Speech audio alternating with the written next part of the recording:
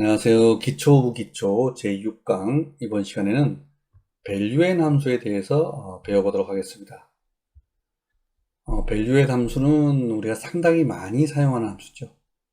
우리가 그 키움 수식 관리자에서 함수들의 사용 빈도를 순위를 매기게 되면 아마 밸류앤 함수가 1등이 아닐까 하는 그런 생각이 들고요. 그만큼 우리가 어떤 지지나 저항, 그 다음에 어떤 멈춤, 그 다음에 진행, 이런 것들을 우리가 알아내고자 할 때 밸류의 함수를 많이 사용합니다. 수식기초 자료집의 그 29페이지를 보셔도 이 밸류의 함수가 설명이 되어 있는데요. 먼저 이 밸류의 함수의 성질에 대해서 두 가지를 먼저 말씀을 드리겠습니다. 밸류의 함수의 첫 번째 성질은 밸류엔이죠. 어떤 때의 값, 즉 특정한 때의 값을 가져오는 함수가 밸류엔 함수가 되겠습니다. 그래서 기본 그 성질은 어떤 우리가 조건을 주고 그 조건이 만족했을 때 그때의 값을 우리가 차트상에 뿌려주는 그러한 함수가 되겠습니다.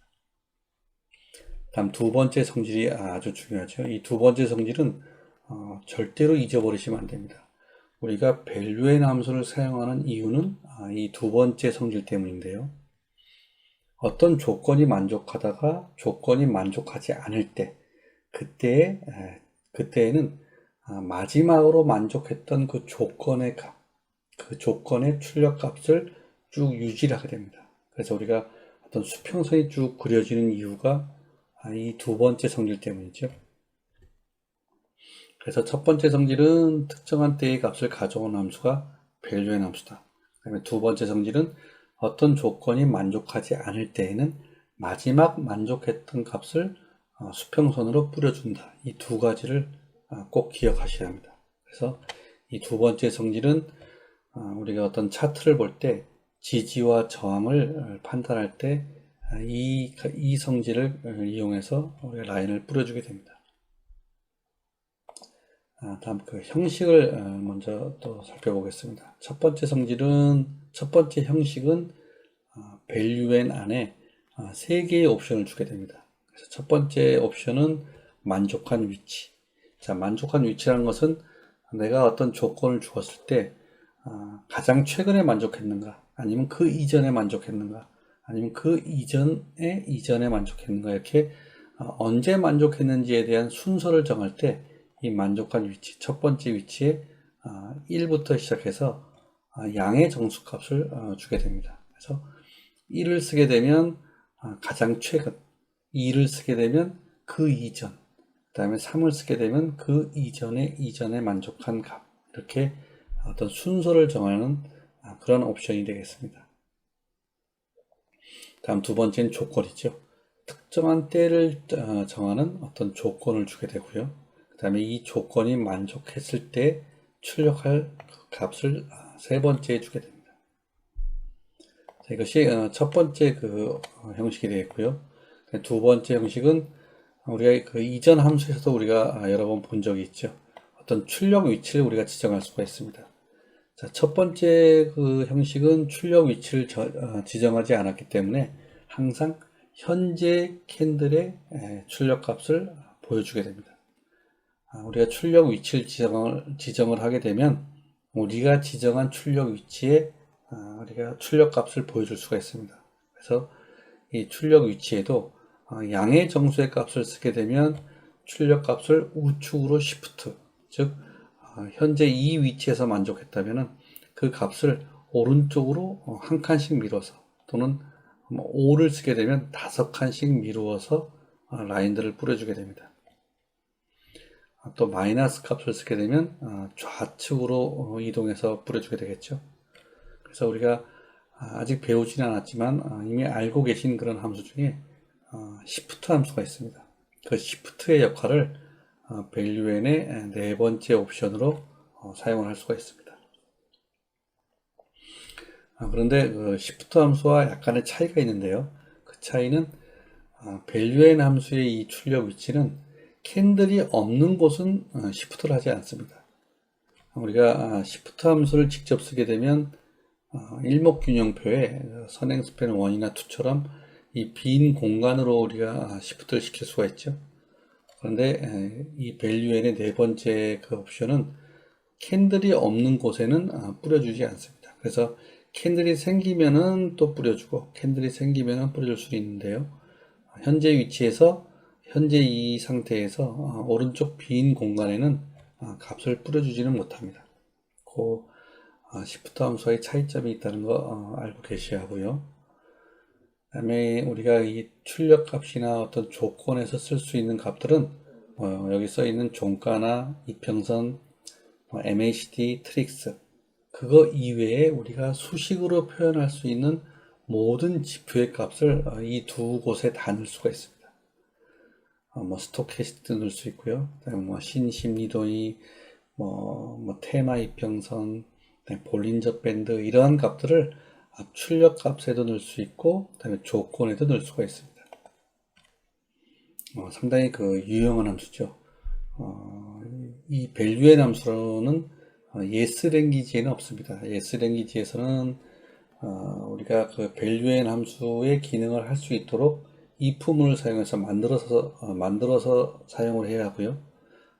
키움에서는 이 밸류의 함수가 이미 만들어져 있습니다. 그래서 키움이 어떤 불편한 점도 있지만 또 이렇게 함수면에서 조금 약간 강력한 기능을 발휘할 수 있는 함수들이 몇 가지가 있습니다. 자, 일단 예시를 또 보면서 다시 한번 이 value의 기능에 대해서 말씀을 드리겠습니다. 첫 번째 예시는 value를 쓰고요. 그 다음에 1, 가장 최근이라는 뜻이죠. close가 open보다 크다면, 즉 종가가 시가보다 크다면, 즉 양봉이죠. 양봉이라면 그 양봉의 종가의 값을 화면에 뿌려줘라 라고 하는 그런 수식이 되겠습니다.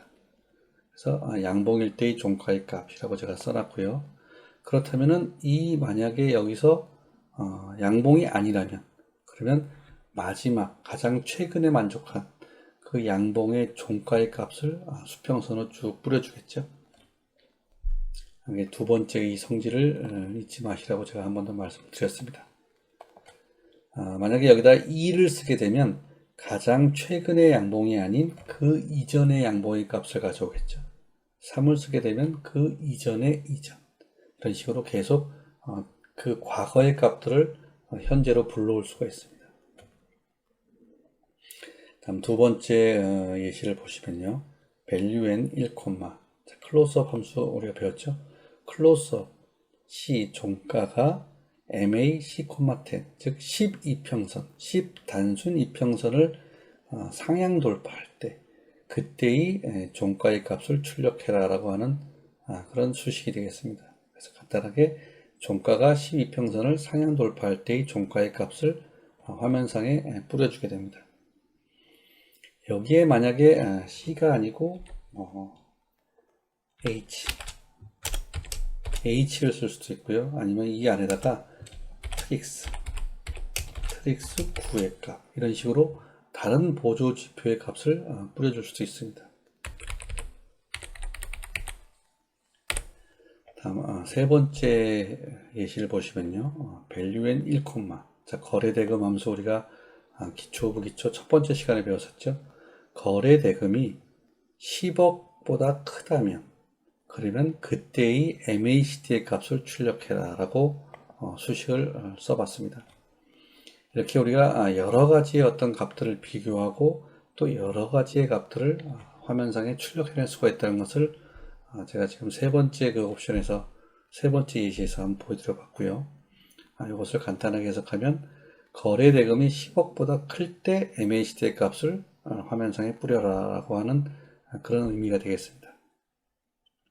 그렇다면 만약에 거래대금이 10억이 안 된다면 마지막 만족한 MACD의 값을 수평선으로 쭉 표시를 하겠죠.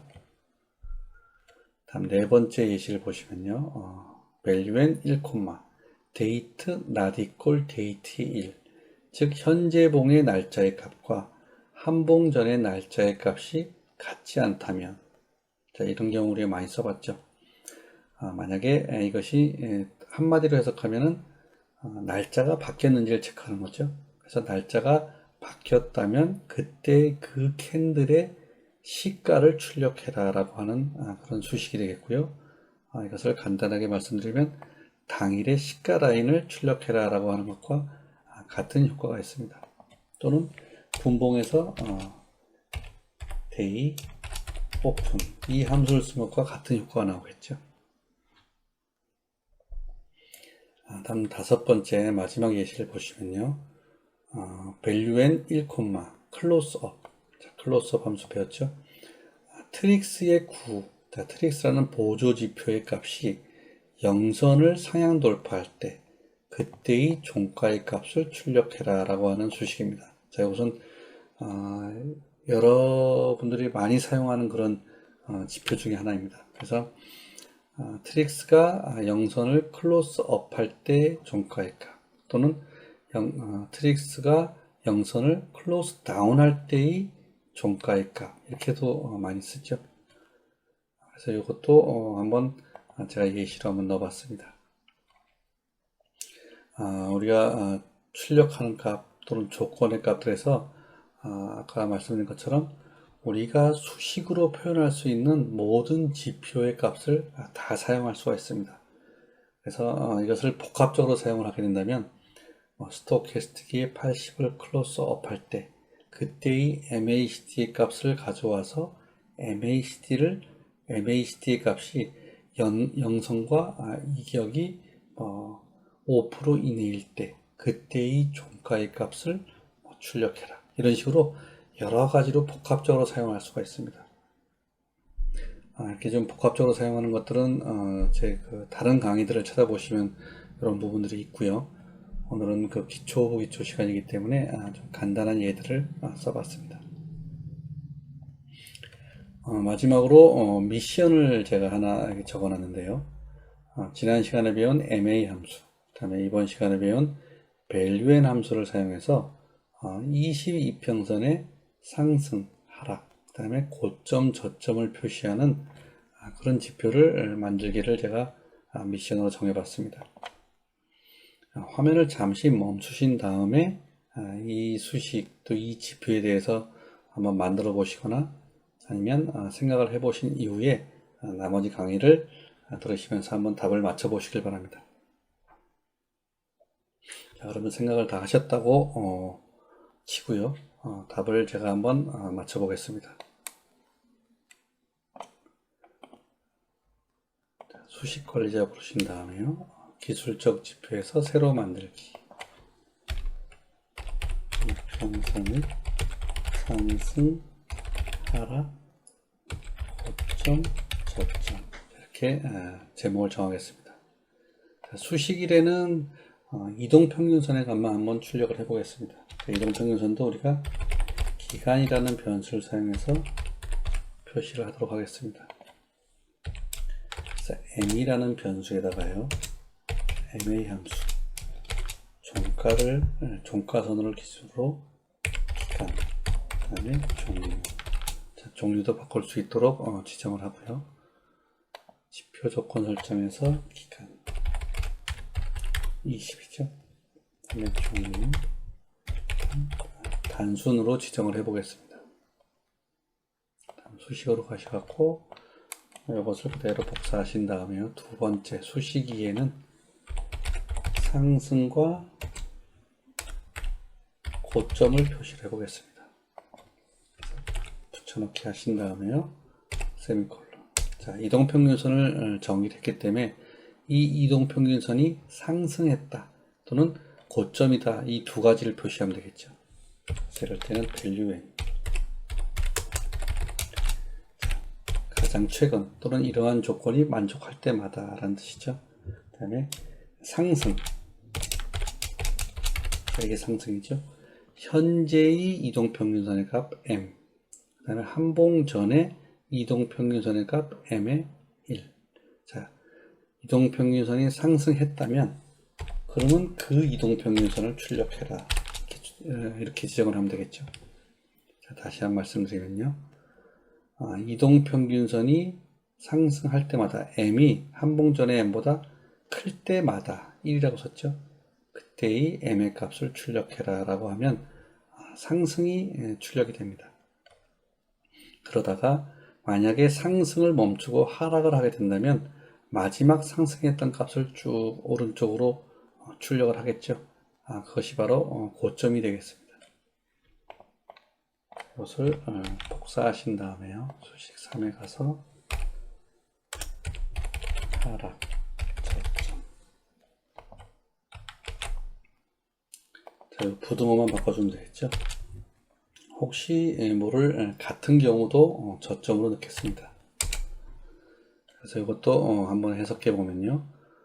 이동평균선의 현재의 값과 한봉 전의 값을 비교해서 현재의 값이 작거나 같다면, 즉 하락했다면 그 이동평균선의 값을 출력을 해라.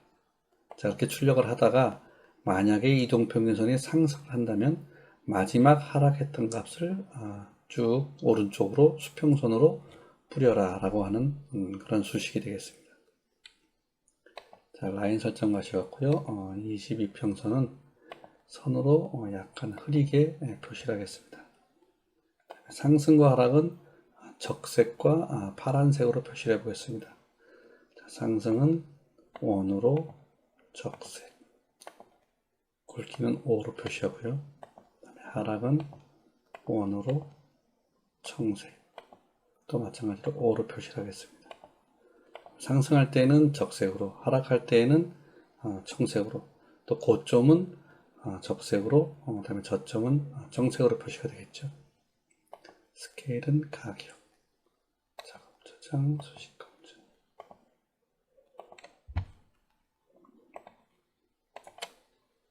이것을 올려보겠습니다. 자, 이렇게 보시면 이런 형태의 그 차트를 많이들 보신 적이 있죠. 그래서 이동평균선에 20선이 쭉 상승을 하다가 그 상승을 멈추고 하락을 할 때 그 고점을 그대로 수평선으로 그 적색으로 표시하고요. 다시 하락을 하다가 다시 상승을 했을 때는 저점을 정색으로 표시하고, 또 상승하다가 하락할 때 고점, 그 다음에 하락할 때 다시 상승할 때 저점. 자, 이런 식으로 고점과 저점, 그 다음에 상승과 하락을 밸류앤 함수를 이용해서 둘 다 표시할 수가 있습니다. 자, 이런 경우는 어떤 나중에 어떤 지지나 저항선으로 우리가 사용할 수가 있죠. 그럴 때 이 선들을 더 길게 표시를 하고 싶다라고 할 때에는 이 두 개, 상승과 하락을 따로따로 표시하면 되는데요. 그런 경우는 아직 기초 오브 기초 단계이기 때문에 나중에 한번 보여드리도록 하겠습니다. 자, 오늘은 그 밸류앤 함수, 아주 중요한 밸류앤 함수에 대해서 배워봤고요. 두 번째 조건이 만족하지 않을 때 마지막 만족한 값을 유지한다는 것. 이것을 꼭 기억하셔서 어떤 지표를 만들 때 이용을 하시길 바라겠습니다. 오늘 강의는 여기까지 하겠습니다. 고맙습니다.